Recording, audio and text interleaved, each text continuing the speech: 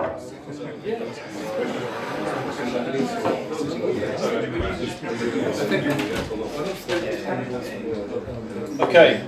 think everyone who's going to join us is in here and has joined us. Hi, welcome to Erlang Solutions, those who haven't been before. Those who have been before, apologies for confusing you by moving offices within the same building, even though it was on the same floor and not very far. I know some went to the wrong building. This is one in a number of occasional London Erlang meetups, and very obviously the topic for this evening is Riak and what's been happening with Riak. Just before we start, hands up those of you who, I presume everyone knows what Riak is, yeah? Hands up if you don't. Excellent. I'll ignore the hand. Because your colleagues will beat you up if I then explain for your benefit only what Riak is. Hands up who's using Riak in production currently. Okay. Hands up who's got intentions to use it in the future. Good, excellent.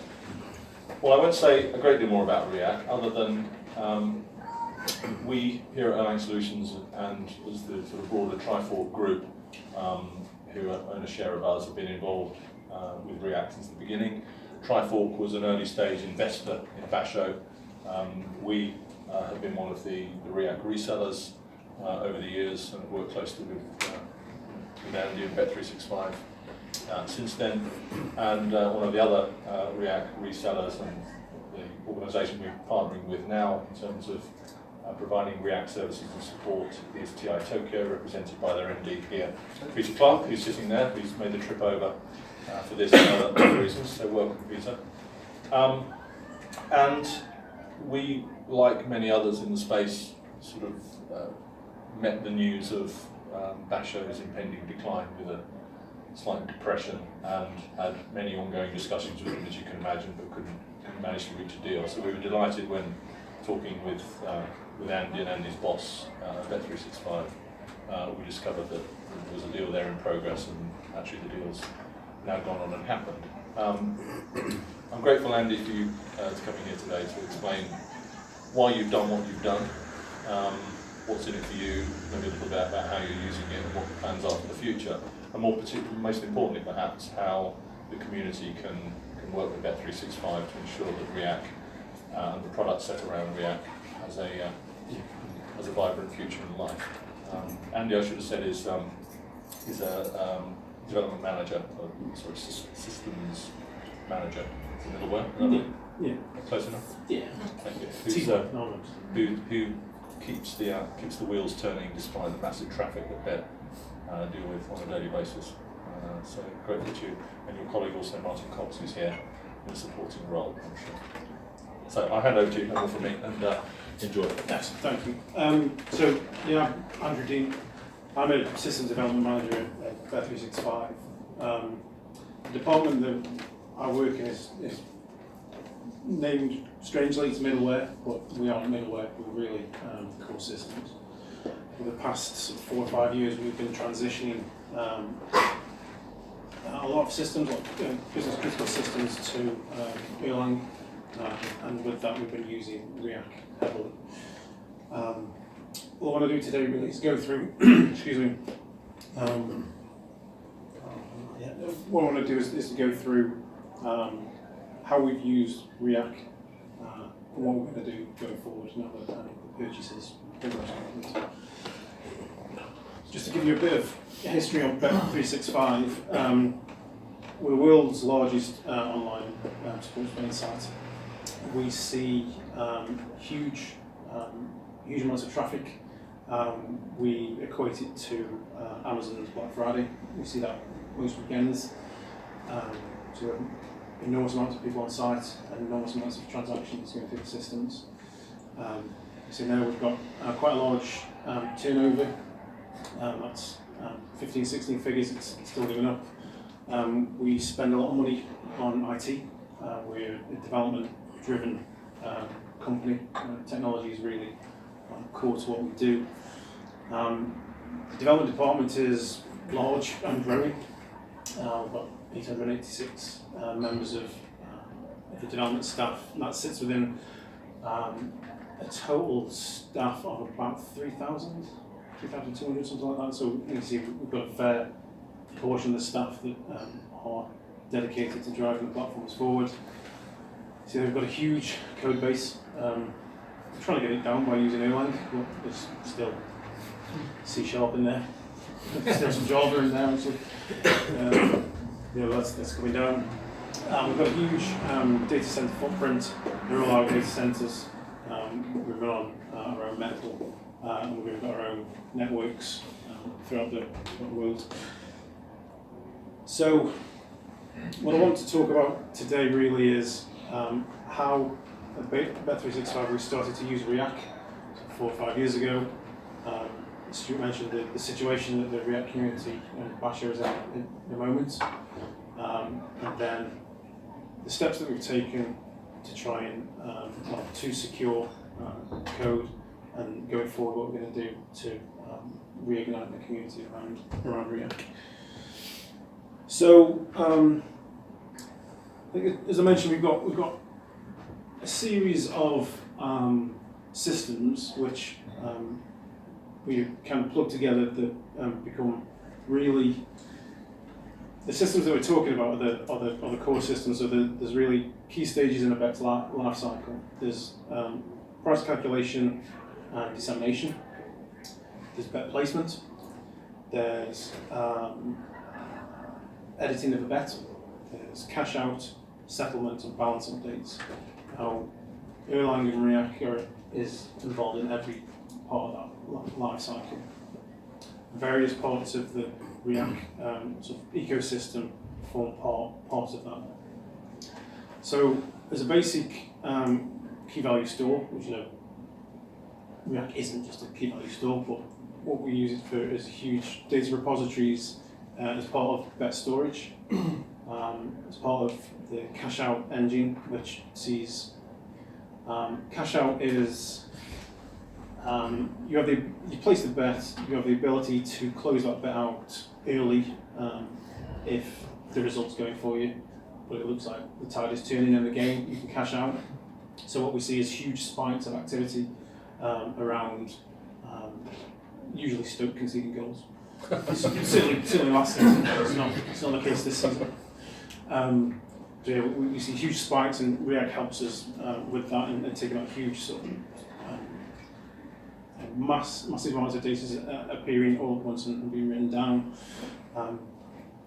It helps us with our real-time settlement system. We used to have a lot of our settlement systems were written in SQL Server, and that was becoming quite slow. Slow is relative, but it could take us sort of 20 minutes to settle things out on a Saturday afternoon. 4:45 is a very busy time for us. What we want to do is get money back into people's accounts as quickly as possible. Just one. I want to give a good customer experience. 20 minutes is a long time when you're waiting for your money back. And we developed a system a couple of years ago that we took real-time settlement because it really does settle things in real time. The Riak KV is a huge part of that platform. We recently put a new in-play system in place. That's price dissemination. Riak is at the heart of that as well, as the KV. The bets platform is it's Riak with an application layer put in front of it. Now we developed that 3-4 years ago, and it went live about 3 years ago. It allowed us to horizontally scale the placement platform. What we actually did is we took, at the time, Riak was pre-version 2. Riak DT had been written. And we looked at the functionality of CRDTs, and we decided that we liked it. It would fit what we needed to do in terms of scaling the front end, taking huge amounts of concurrent writes into the system, and then resolving things on the back end. We actually took that module and put it into the application layer So we kind of stretched the database across out of Riak and into the application. That worked really well for us. That put a huge amount of capacity into the systems. Obviously, we use, I mentioned before, we've got 17 data centers and growing. We need business continuity and disaster recovery. That's where the enterprise edition of Riak came in. We replicate data everywhere,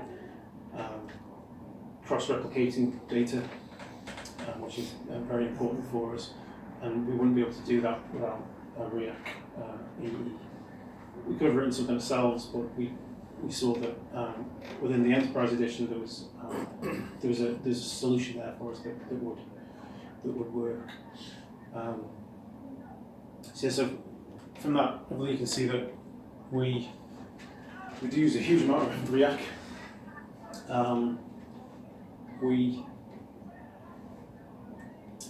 use a huge amount of Riak, and as Stuart mentioned, in recent months we saw that Basho was in a little bit of trouble. So we moved to secure our own interests. These are business critical systems. If we lost that support, we would be in dire straits, really. Over the sort of 4 or 5 years that we've been using Riak, we've been obviously upskilling the team.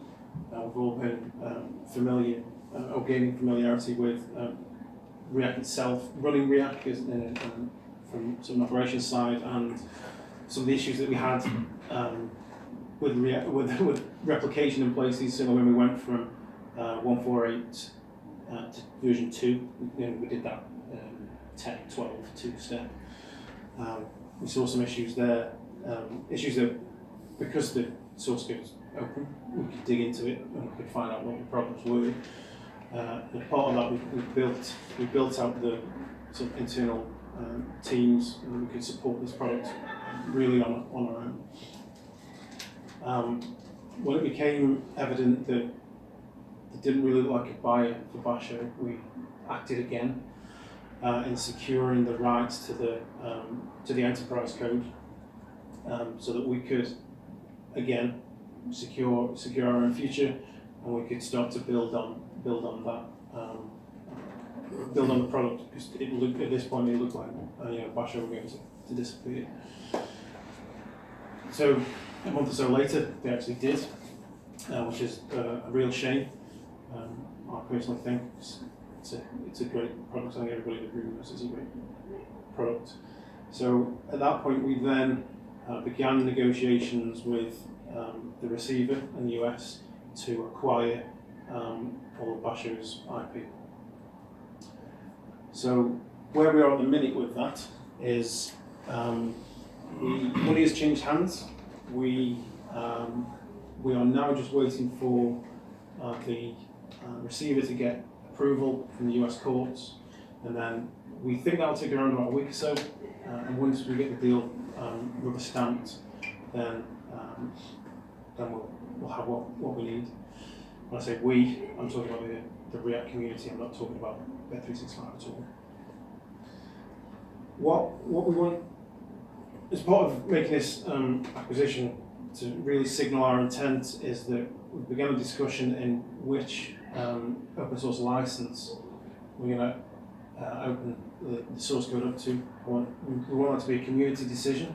We wanted the most open and the most permissive license that we can. I think if we're looking at the mailing list, that Apache 2 seems to be getting the majority of the votes. Mm-hmm. So that's what we will be going with. But the discussion is still ongoing. That's not just don't give it to the foundation itself. Yeah.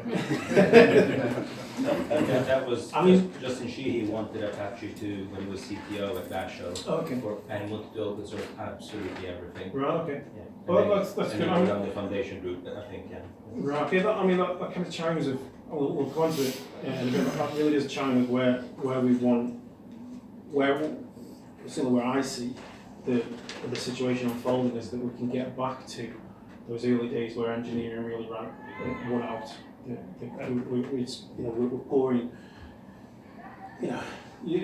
basically looked at the papers, the CS papers, and Russell implemented CRDTs, and that's the sort of where we want to be with this product. And we're taking good CS theory, we're building a reliable, almost indestructible data repositories out of this software, which kind of comes on to where we see the sort of next step.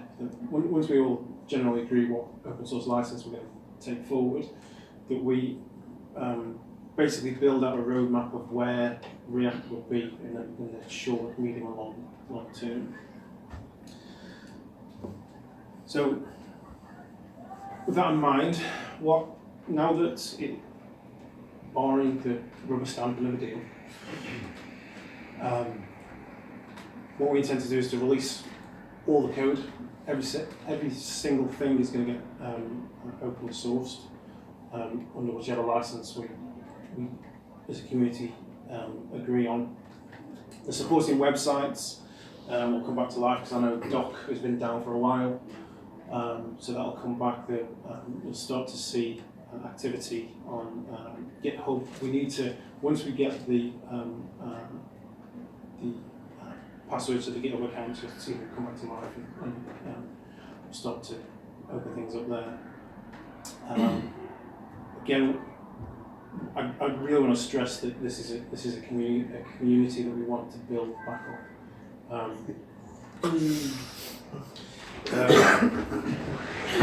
Power source. Power source.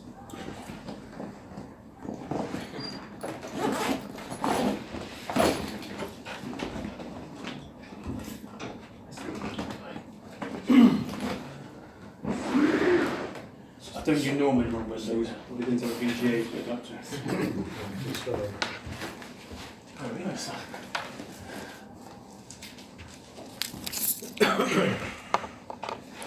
Is this? There should be a floor box just under that chair, actually, so you can just move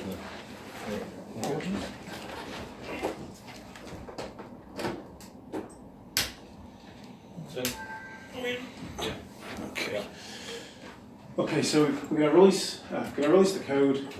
You'll see the supporting websites come back to life, and then you'll start to see more and more community engagement, because really that's what we want to build. We want to build back up along with the product itself. We think the first step in doing that is a 2-day roadmap workshop. So what we intend to do there is we're going to run a workshop at our main development offices in Stoke. We're going to run it on the 12th and 13th of October. We're going to it's an open invitation to every member of the Riak community.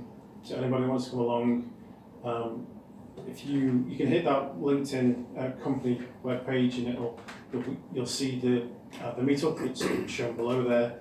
We also see more and more information come out on there as we get further into it. Like I said, the invitation is open to everybody.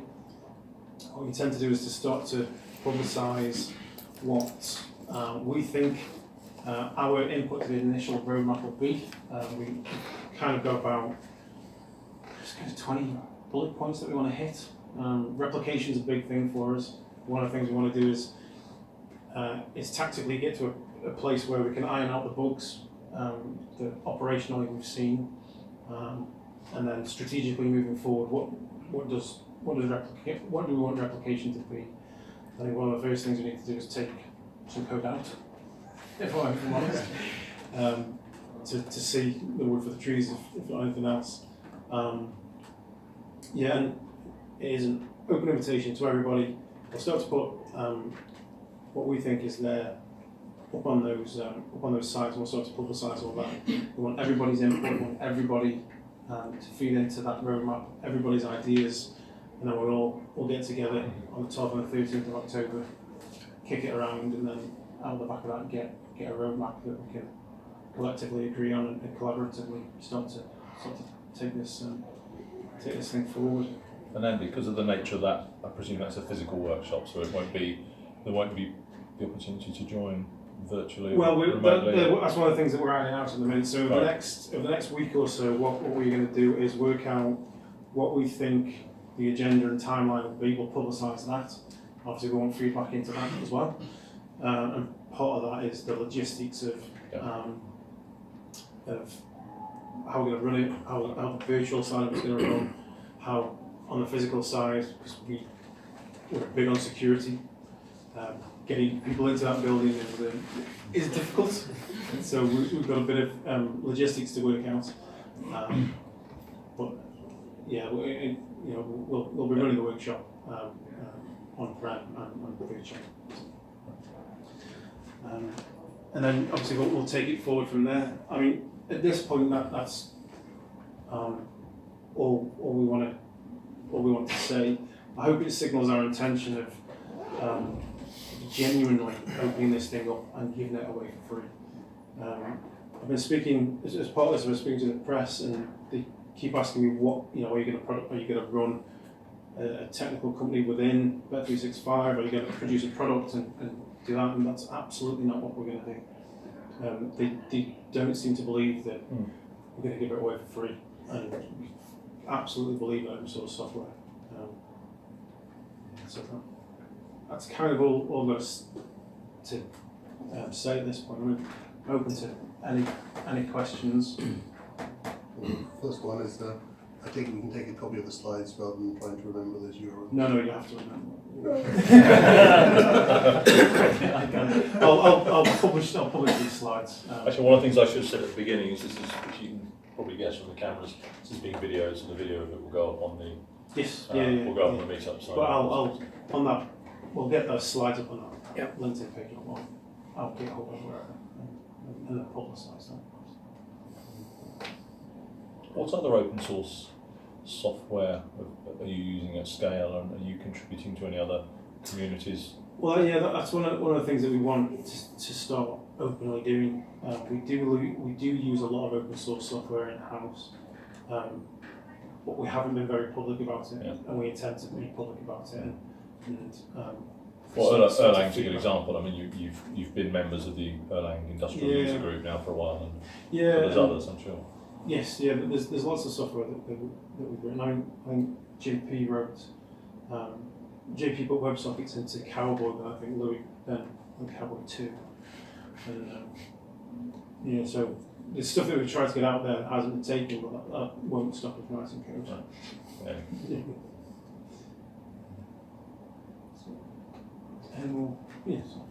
I guess in terms of the shape of Riak going forwards, is your main goal to kind of stabilize it and just keep it with the current feature set, or to expand it, to make it grow it into something? It is to expand it, but you're quite right. One of our first, the tactical aim is to put some stability back in and to retain what is there.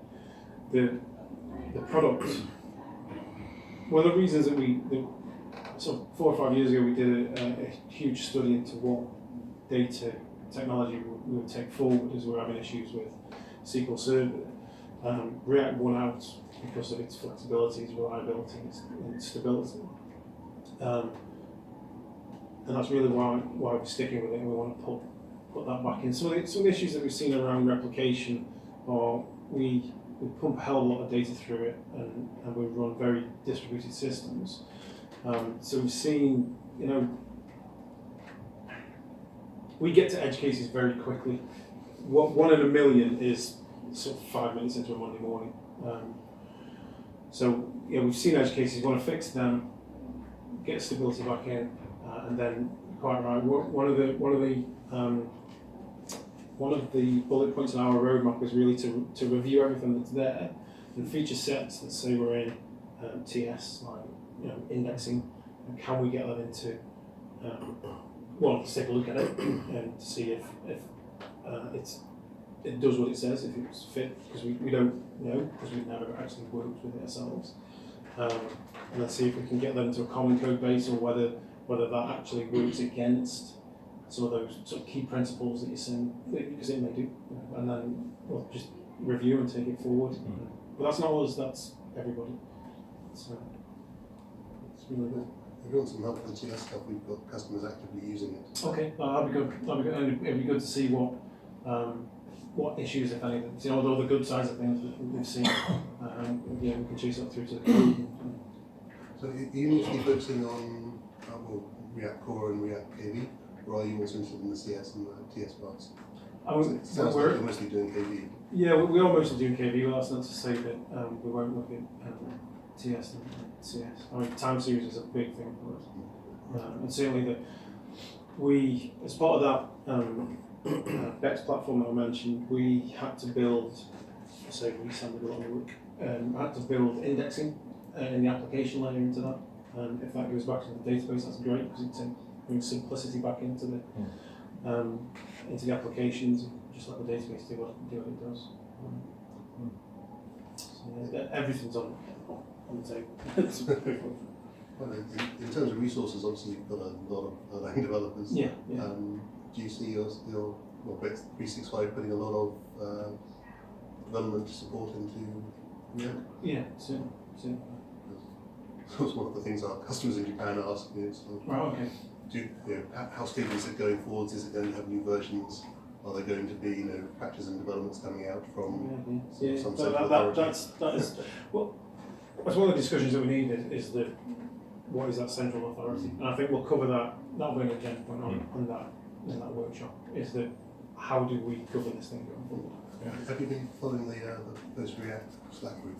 I have, yeah. I haven't caught up on the last 3 weeks meetings a couple of days ago, and I'll be around soon. I get back. So is it 3:30? Right. Yeah. Yeah. So we've been reading that. I mean, we don't know how it's shaping up. It's still quite young. It's only 4 weeks into it. Yes. Yeah. A lot of discussions about voting systems or so. It's the important stuff. Yes, yeah. I mean, What colour's the bike shed? yeah, for me, the code will win out always. It's a very unusual scenario, and I understand there's a lot of uncertainty here. So, what's the best case scenario for you?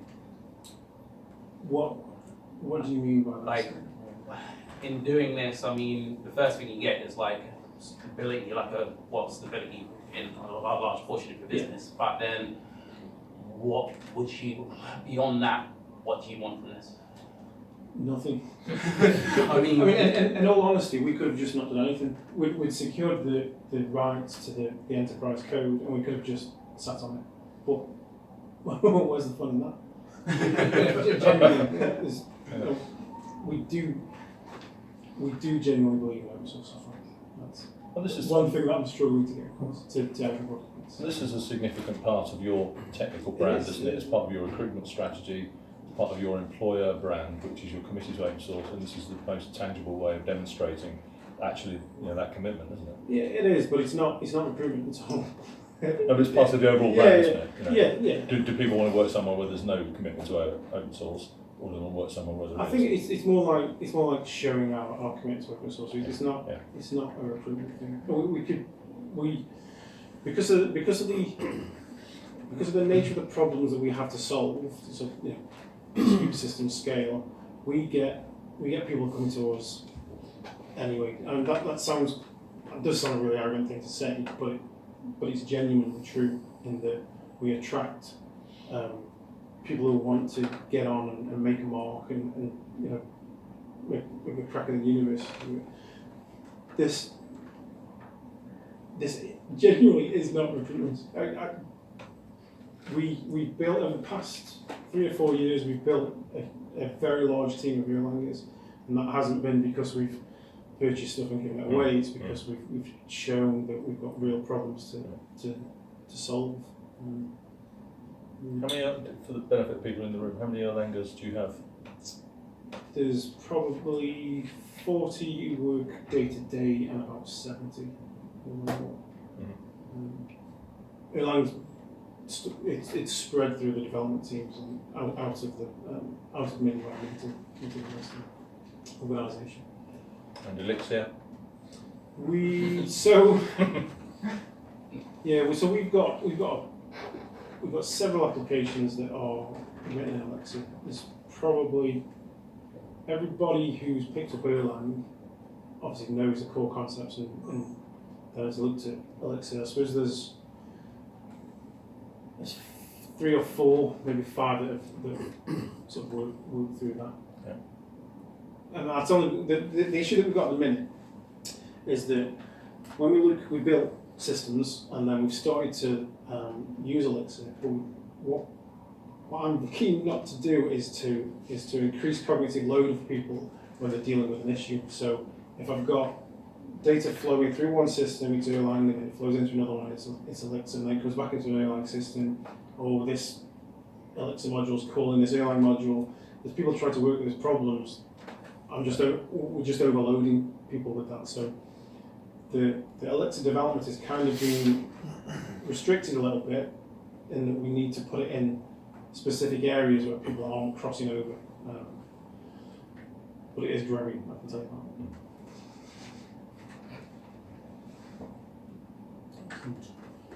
Sorry, yes. What's the priority for supporting a newer version of the runtime? I missed that, sorry. What's the priority for supporting a newer version of the runtime? Oh, we want to get onto it pretty quickly, to be perfectly honest. It is on the roadmap. I know, Brian, you've been looking at that. Yeah, so I think it's going to be one of the first things that will be tackled. But that, it's a high priority for us. Obviously, it'll be on the roadmap, but people can. Is the immediate goal to target at 20, or is it gonna be something? I don't have an opinion on whether it should be 20 or not because we haven't used 20 in production. So I think 19 is as far as we've gone, because stability is a big thing for us. But we are not against moving to 20 if people have had good experiences with it. I'm not saying it's a bad thing, by the way, I'm just saying we haven't got to 20 yet. I don't think there will be that much change between 19 and 20 for Riak. Maybe some, but less than what there is right now to go up. No, Fast. if it works on 19, it should Yeah. work on 20. There is far less deprecation for what Riak has to deal with. It's not crypto on runs. Okay. Yeah. Well, I think I'd say then we aim at 20, and if there's an issue, we can address that. There's one. I guess this is not a question for you specifically, but more for the room. When you mentioned crypto and 20, it's asked a couple of times on the mailing list, is anyone anywhere actually using React security and the TLS type of stuff? Anyone in the room, or anyone know of anyone that's using it? I have a fork of React Security on another product. But we're not using the crypto or on React. No. Yeah. And React Security is shit. It's probably the worst module in the whole. It's the only module that I would pick up and say this is crap. Yeah, because I mean, the reason I ask is because, like, if you think about fundamentally what it's doing as a key value store and secondary, and there's a couple of things that are used for handoff or whatever, resilience, it's not that big a program really. And then you start looking through, and there's a lot of these abstractions and these layers, and it's coming back to what you were saying earlier about like cutting away some of the code, or perhaps identifying stuff like that, where it's like it's in there. Let's say it's 10% of the code base. Has anyone ever touched it? Yeah, anyone? Yeah, no. Another one of the items on our roadmap is a code review. Is a review of the outstanding issues, the Git issues that are there, and review of the code to see where we can tidy things up. Not used to word technical. Are you guys using Solar? No. No. But we're not. We just have never used it. We're not against it. We just haven't used it. We've got our use cases are very particular, so we tend to sort of go and build our own indexes, go on particular keys. So search isn't a big thing yet for us. Yeah, I think from our point of view, solar is one of the things we've looked at as to potentially push out.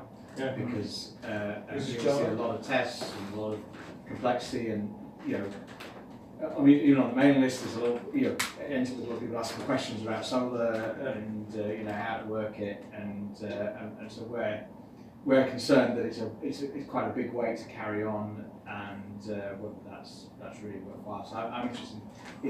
Are there other people actually genuinely using that solar thing and really want to? So we are Right.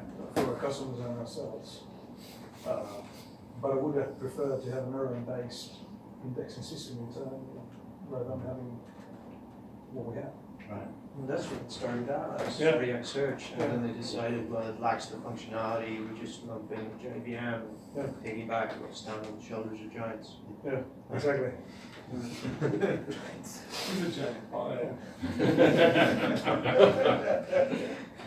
Andy, how many nodes have you got in production of React? And what's the sort of size of your biggest customers? Across, we've got various clusters in total. There's a few hundred.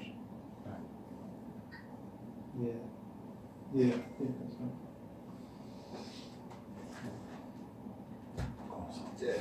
Sandman. I was just wondering if you have, sorry I missed the presentation to most of it, but is big sets on the list? Yes. and GSET, I'm not. Did that GSET? Did it go in? Oh, Jesus Christ, no. It is good one. That's one thing. You had a question for us? It is just general for the audience, but like, well, what do you find like your biggest pain points are with React? Like, well, what costs you the most time, costs you the most inconvenience, or whatever? Like, if you had like magic, make this No. instantly go away or be better. The issues we have with Mate is around replication. The volume of data that we ship around and cross-replicate. So we see, if we have network issues, we see huge amounts of back pressure and queues build, queues that never recover. We've got a whole bunch of sort of maintenance routines that we run to kill off rogue PIDs, so 2 million to the damn thing, daily. So it's those bits that we want to take out. Once we've done that, we'll then take a look again and see around which is the next bit that we want to focus on. Replication keeps up with that. In terms of general timelines, you've got the roadmap meetup in about a month's time. Yeah. When do you see essentially a new stable release being released? I don't know actually.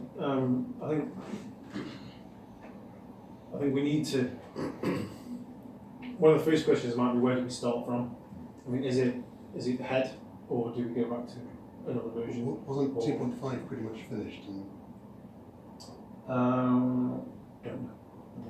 We've had a look at some of the code that was in developed, so KB Sweeper and this kind of stuff, and we have found problems with it, so most of it was kind of developer done, and that glorious 90% state when who knows how big the 10% could be. I think it's probably fair to say. And there are lots of interesting things knocking around the code base. So I've been working on some stuff around node worker pools to try and help manage 2i better. There's a whole new job management system in core that we just discovered the other day, and which again, that's not even at the 90% stage. So there were interesting ideas knocking around there. I think I'm sort of speaking a bit from the NHS perspective. We're thinking more about starting at 223 and potentially losing that simply because it might be too hard to work out how done it was and what's needed to be done to finish it. And for some of those things, we may have other answers to how to achieve the same thing that was trying to be achieved. But we're not closed on that. And if someone says, we're desperate for KV Sweeper and we think we can best do it, then that'd be fantastic if someone can do that. I think most of the features, they're talking about features which haven't been released. Yeah. I think most of the Basho employees are still around, very active in the community. Yeah. I think reaching out to them, many will respond and actually help out. Yeah, and to be fair, when I put issues on GitHub one related to KV Sweeper, and one of the guys who's working on that, came straight back and responded about what he's doing. So you're right, they are They are helping. And I think many went over to actually Basho's customers. So I think you'll get a very strong support moving forward. It's because they are working, developing and supporting. Well, that's good. I think the way I see it is really getting those landmines back in the room, as it were, and taking this forward collaboratively. Any more questions? Okay. There's another question. Are you happy with distributed Erlang in production on Riak, or is there experiments or consideration in using something else? I think we are happy, but that's not to say we can't. As a group, we shouldn't take a look at something else. But we've tried our best to kick the thing to death, and it keeps coming back. So I think one of the key things is let's not break things. Let's add stability. But taking a look at distributed Erlang might be how we add stability. Include this a bit. When do you see the resources like Basho coming back up? As soon as the deal is finalised, as soon as we get access to those sites, they'll come back up. Cool. And we're currently hosting the docs in the file store. Okay. Quite nice to have those back in the same place. Yeah. And I think that's what we intend to do is to light everything back up so that people know where to go for the stuff. As a community, we decide where those things go. Does the name Basho survive? The name Riak certainly survives. Does the name Basho survive? Probably does in the interim, because that's where people will be going to get docs or whatever. What happens to that in the future? That's the other thing. Do you have any idea what the sort of community project would end up being called? Because Basho has kind of got a toxic name now. Well, yeah, I think that's it. I think that's all up for discussion. My key concern is where all the hoodies and some stickers as well. Presumably the purchases include all the domain names and things like React.com and stuff like that. As I understand it, I'm not really close to the actual deal, but that's what I'm told. Good. Any more questions? No. Well, let me just finish by saying, Yeah. Andy, thank you very much on behalf of